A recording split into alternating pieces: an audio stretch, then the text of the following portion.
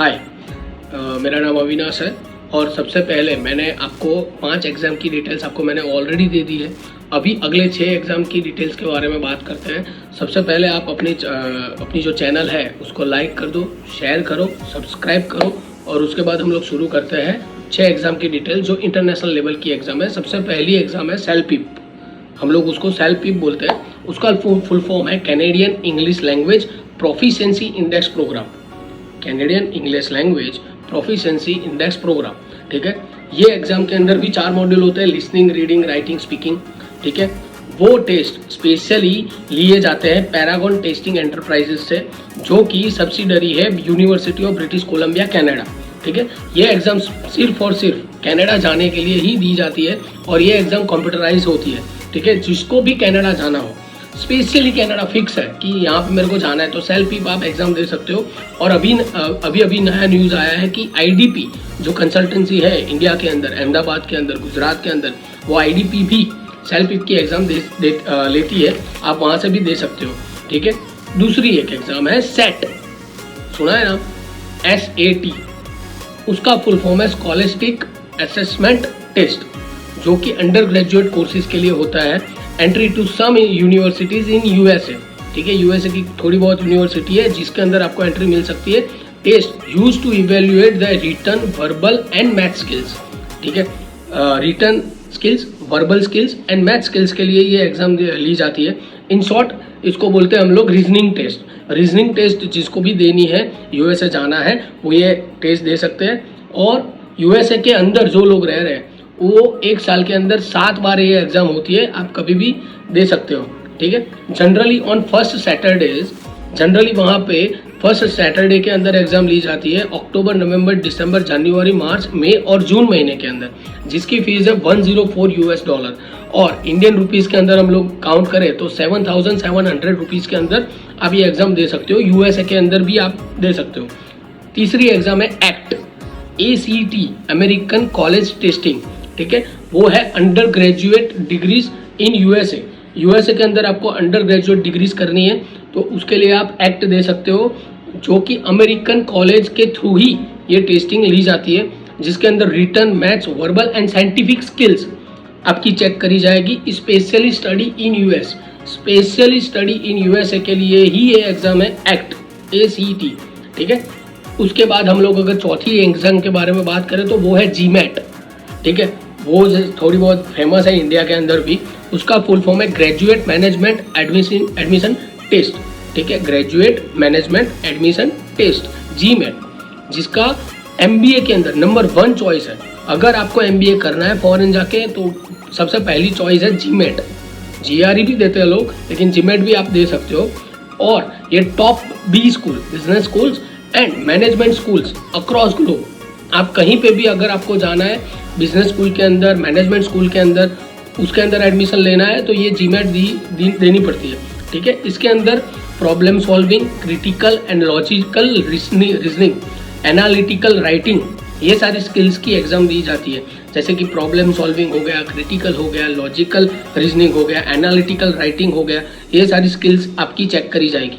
Compulsory part of admission process ये है। ये USA के अंदर तो ये कंपलसरी हो चुका है कि आपको GMAT देनी ही पड़ेगी, ठीक है।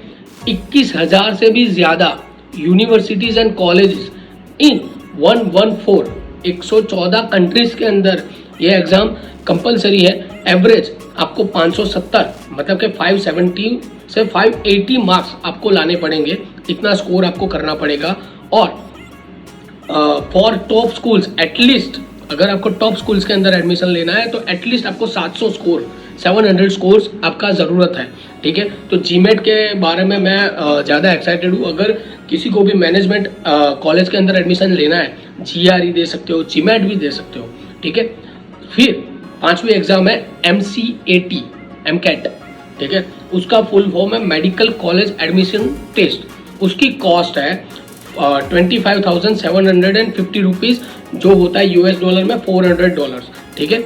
उससे पहले GMAT की मैं फीस बताना भूल गया। GMAT की फीस है 22,800 रुपीज़, US डॉलर के अंदर होता है $275, ठीक है। अभी बात करते हैं MCAT के बारे में।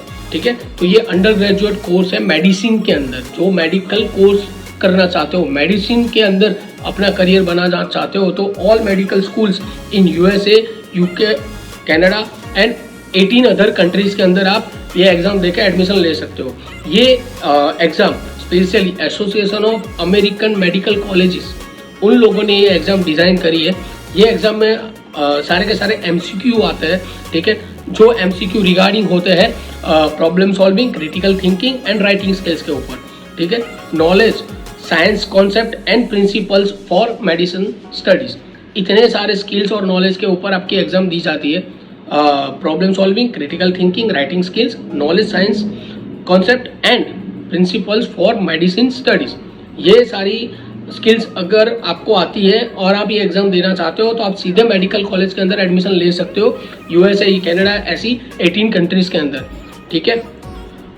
उसके बाद छठी एग्जाम, लास्ट एग्जाम हमारी है LSAT, LSAT, जिसको बोलते हैं फुल फॉर्म में लॉ स्कूल एडमिशन टेस्ट। जैसे कि मेडिकल के लिए MCAT थी, वैसे ही लॉ पढ़ाई करनी हो तो LSAT है, ठीक है। तो LSAT के अंदर आप लॉ कोर्सेज के अंदर आप एडमिशन ले सकते हो, USA, Australia, Canada and many more other countries, ठीक है।